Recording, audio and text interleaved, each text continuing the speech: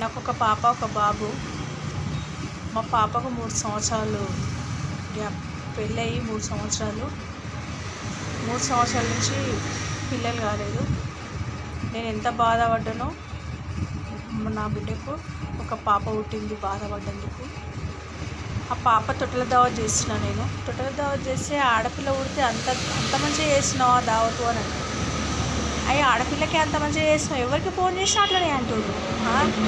లాస్ట్కు అయ్యి ఆడపిల్ల పుడితే ఉంది, నా సంతోషం అది. ఆడపిల్ల పుడితే దావత్ చెయ్యొద్దు అని రూల్స్ లేదు. ఆడపిల్లకి ఎక్కువ చదివించకున్నామనే మగపిల్లగానికి ఎక్కువ చదివించండి అని అంటారు. కానీ నా దృష్టిలో ఆడపిల్ల మగపిల్లగాడు ఒకటే. మేము కూడా మా అమ్మకు నలుగురము. కానీ మా అమ్మ ఎట్లుంటుందో మేము చూడలేదు, మా అమ్మని చూడలేదు. ఇప్పట్లో మా అమ్మ ఉండుంటే అది వేరే ఉంటుండే.